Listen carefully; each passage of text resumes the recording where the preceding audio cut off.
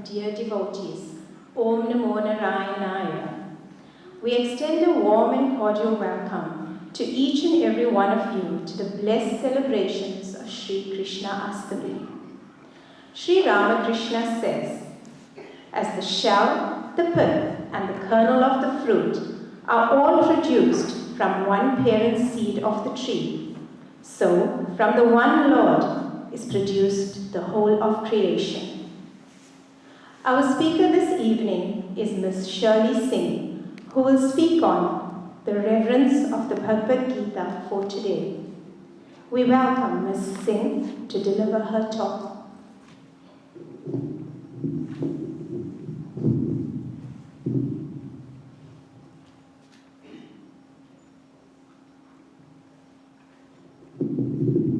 Om Aim Sarada Devi Swarupaya Shri Ramakrishna Namaha. Revered Ishtaprana Mataji, brothers, sisters, and children, Om Namo Narayana. Nelson Mandela was in prison for 27 years. Shortly after his release, when someone offered him a copy of the Bhagavad Gita, Mandela informed him that he had already read it. When asked what he learned from this reading, he replied, "The Bhagavad Gita taught me that if I didn't overcome my bitterness, my hatred and anger towards my perpetrators, though walking free from myself, I'll still be a prisoner." Most of us today use a GPS to get to our destination, especially if we are going somewhere for the first time or we are unfamiliar with the area. It is a great device. It gives us confidence, well, especially me, guides us, warns us of the obstacles, traffic, and challenges on the way. All we have to do is key in the address and then make sure that we follow the instructions, and before we know it, we arrive at our destination. Now Lord Krishna, in his love and compassion, gave us the Bhagavad Gita to navigate through this life, through this journey called life. He was well aware that this human birth was going to be a challenging, with lots of road bumps and obstacles, as well as a journey to enjoy the splendor of his creation. The Bhagavad Gita is a manual that gives us the way to live this life. The message of the Bhagavad Gita was given on the battlefield of Kurukshetra. Arjuna gets confused and Lord Krishna becomes his mentor. Lord Krishna empowers Arjuna to make his own choices and gets him to understand that he is much more powerful than his opponents. We all get confused in this life, what to do or not to do. And that is what Lord Krishna is trying to tell us as well, that we too are much more powerful than our problems and our issues, and that we have the capacity to face them. The Bhagavad Gita gives one the strength, fortitude, and confidence that we have the power as spiritual beings to conquer this human birth and attain liberation. The Bhagavad Gita says, by merely abstaining from action, man does not attain freedom from action. By merely renouncing, one does not attain perfection.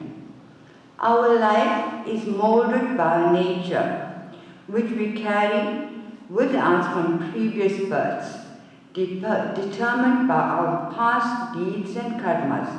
Everyone is wired differently because of the journey that we have been on. Each one of us have our own strengths and weaknesses. Lord Krishna presents a model of material reality that helps us live out our desires from past karmic deeds, reflect upon our decisions, and reposition our destiny. The environment and everything within it carries a certain influence. In principle, everything is tinged by goodness, being sattva, passion, being rajas, or ignorance, that's tamas. These are known as the three modes of material nature. The beauty of the Gita is that it does not stop anyone from enjoying this material world. Quite on the contrary, it tells you to enjoy life, enjoy your shopping in India. But know that all this is temporary. Do not trade your values for your valuables. Sri Ramakrishna said, a child absorbed in play does not seek his mother. But after his play is over, he says, Mother, I must go to my mother. Lord Krishna says, it's not in abstaining from the day-to-day world or distancing ourselves from material. Rather, it is about giving up greed, selfishness, and envy that causes us to utilize material things in selfish ways. The insightful wisdom of the Gita opens up the opportunity for someone to connect with material things, but for a spiritual purpose and a higher spiritual purpose, and thereby utilize them in a way that brings spiritual progress. Everything in our life, be it our work, our wealth, family, or possessions, can either bind us and make us prisoners or lead us to liberation. Instead of owning things, we should not become owned by things. Know that we are just caretakers of all these possessions and that we should utilize them to make this place, this universe, a better place by sharing it with others. Lord Krishna advises us to make a shift in our thought processes. The intent with which you execute an action is much more important than the actual deed. An interesting tale about two monks offers a deep insight. Once upon reaching a riverbank, they saw a beautiful lady who was stranded, unable to cross the river. The younger monk ignored her and continued on his journey, cautious not to compromise his strict vows of celibacy. The older monk, however, offered a helping hand. She requested him to carry her across the river, since she lacked the strength to cross the river. Without hesitation, the old monk allowed her to climb on his back, and he dutifully carried her over, after which they parted ways. After hours of walking, the young monk asked, "How could you, a shining emblem of celibacy, carry a woman on your shoulders?" The older monk said, "I carried that woman for a few minutes across the river for an essential purpose. You have, needlessly, carried her in your mind for the last few hours." The message was loud and clear.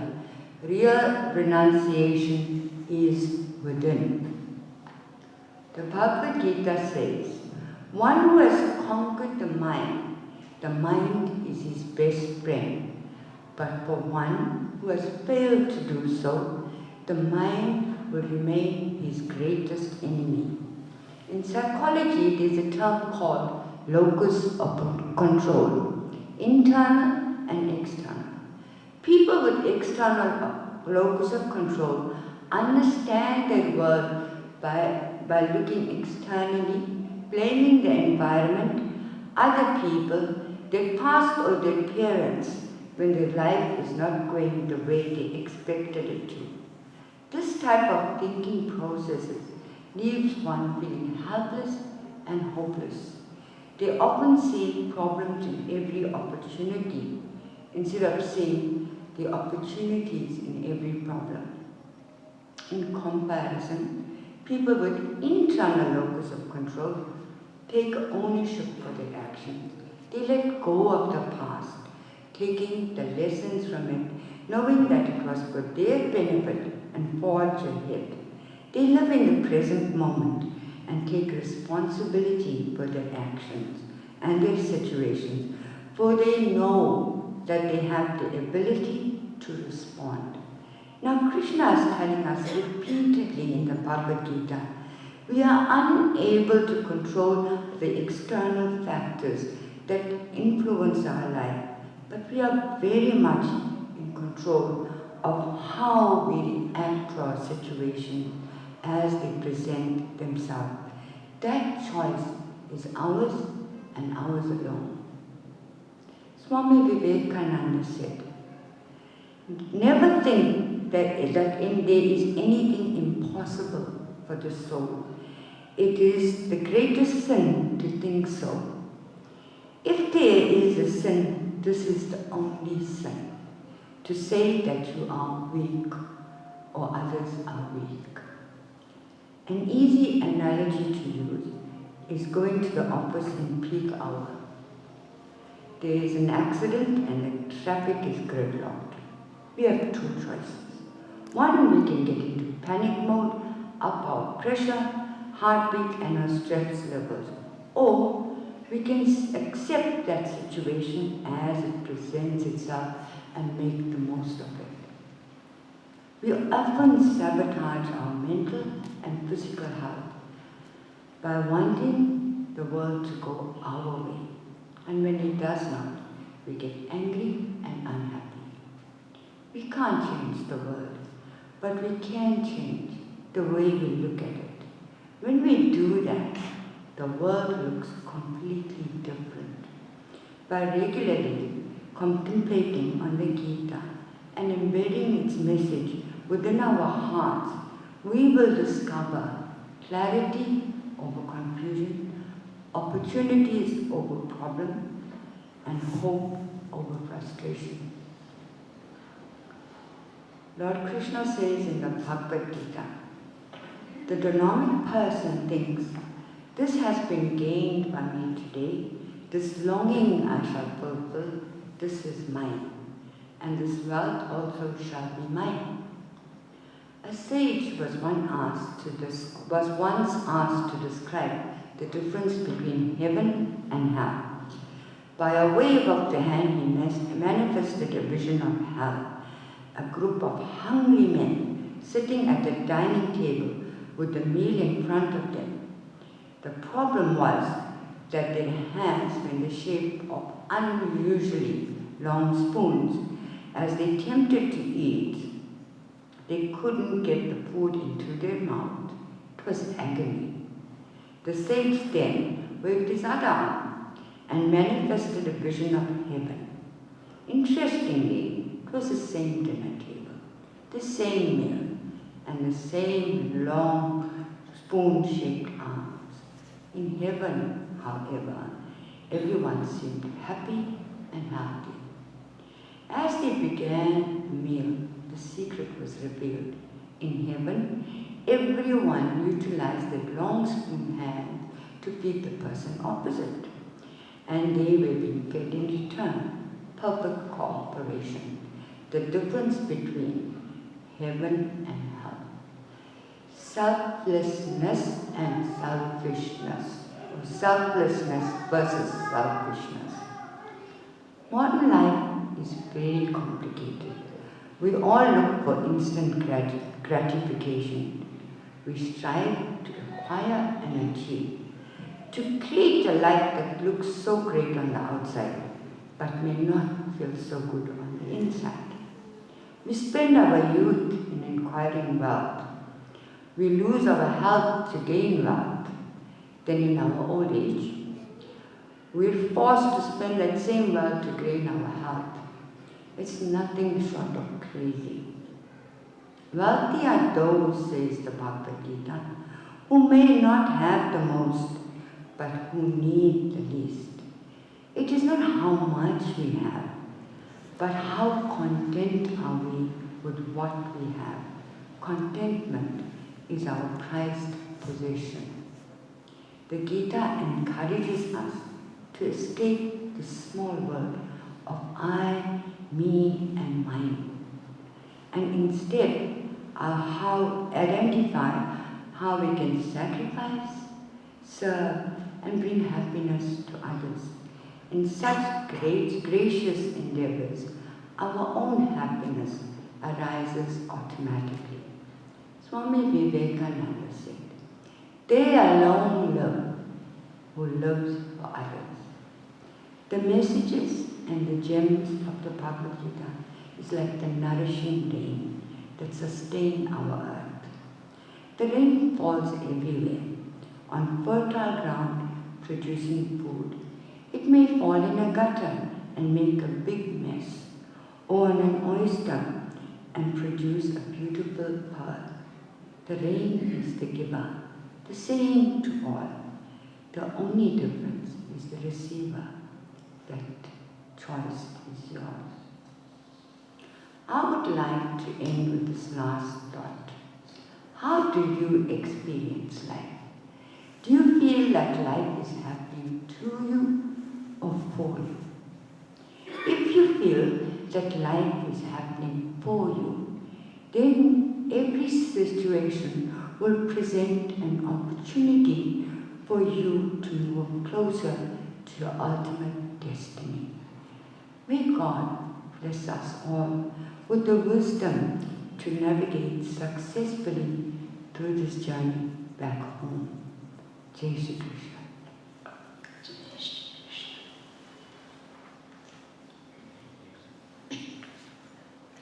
Home, page 90.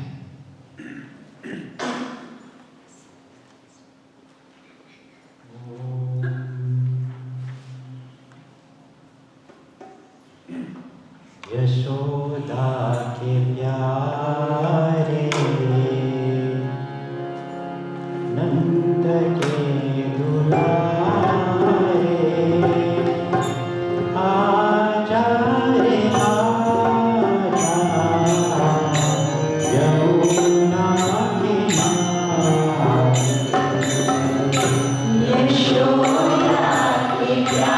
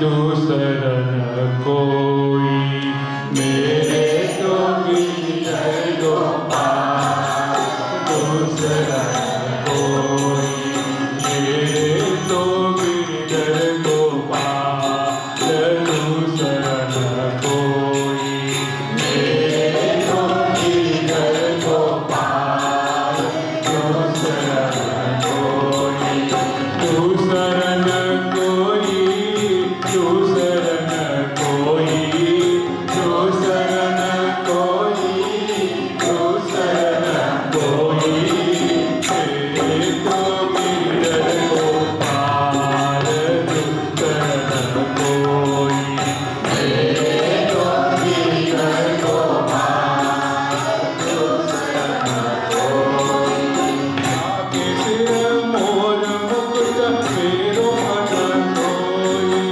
जाके सिर मोर मुकुट फेरो पति सोई, जाके सिर मोर मुकुट फेरो पति सोई, जाके सिर मोर मुकुट फेरो पति सोई, शंख चक्र गदा पद्म कंठमाला होई, शंख चक्र गदा पद्म कंठमाला होई, तेरे तो गिरधर गोपाल, दूसरा न कोई, तेरे तो गिरधर गोपाल, दूसरा न कोई, तेरे तो गिरधर गोपाल, दूसरा न कोई, तेरे तो गिरधर गोपाल, दूसरा न कोई, तात मात भात बंधु आपन न कोई, तात मात भात बंधु आपन न कोई, तात मात भात बंधु आपन न कोई, तात मात भात बंधु आपन न कोई, चार देखी कोटि काल क्या करेगा कोई, चार देखी कोटि काल क्या करेगा कोई, तेरे तो गिरधर गोपाल, दूसरा न कोई, तेरे तो गिरधर गोपाल, दूसरा न कोई, दूसरा न कोई, दूसरा न कोई, दूसरा न कोई, दूसरा न कोई, तेरे तो गिरधर गोपाल, दूसरा न कोई, तेरे तो गिरधर गोपाल, दूसरा न कोई, संतन संग बैठ बैठ लोक लाज खोई, संतन संग बैठ बैठ लोक लाज खोई, संतन संग बैठ बैठ लोक लाज खोई, संतन संग बैठ बैठ लोक लाज खोई, अब तो बात मिल गई जानत सब कोई, अब तो बात मिल गई जानत सब कोई, तेरे तो गिरधर गोपाल, दूसरा न कोई, तेरे तो गिरधर गोपाल, दूसरा न कोई, असुमंजल सिंच सिंच प्रेम बीज होई, असुमंजल सिंच सिंच प्रेम बीज होई, असुमंजल सिंच सिंच प्रेम बीज होई, असुमंजल सिंच सिंच प्रेम बीज होई, मीरा प्रभु लगन लागी होनी हो सकोई, मीरा प्रभु लगन लागी होनी हो सकोई, तेरे तो गिरधर गोपाल, दूसरा न कोई, तेरे तो गिरधर गोपाल, दूसरा न कोई,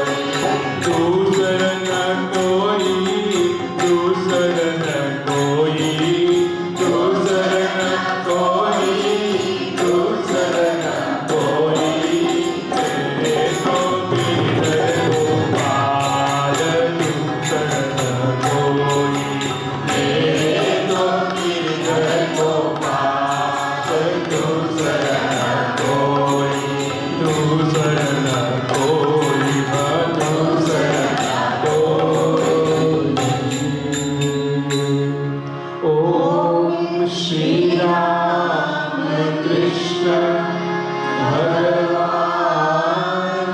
ki jai.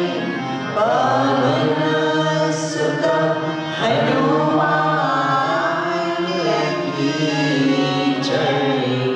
Shri Ambe Ambe Mata ki jai. Shri Krishna Kanhaiya Lal ki jai.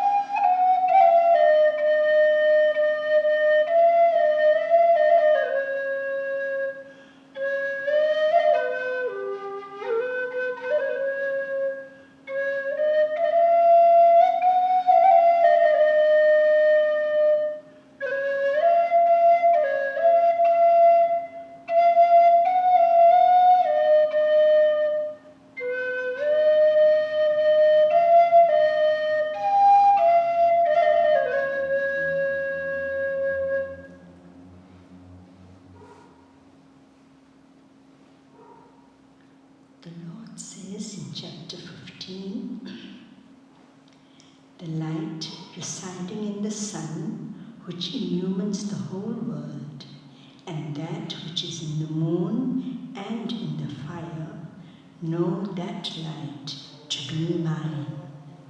And I am seated in the hearts of all. From me come memory and knowledge, as also their loss. I alone am that which has to be known by all the Vedas. I am indeed the author of the Vedanta as well as the knower of the Vedas. But there is another, the Supreme Being called the Paramatman, the immutable Lord who pervades and sustains the three worlds. As I transcend the perishable and am even above the imperishable, I am extolled in the world and in the Vedas as the highest being, Purushottama. He who, free from delusion, knows me thus as the Purushottama, he knows all, O Bharata, and worships me with all his heart.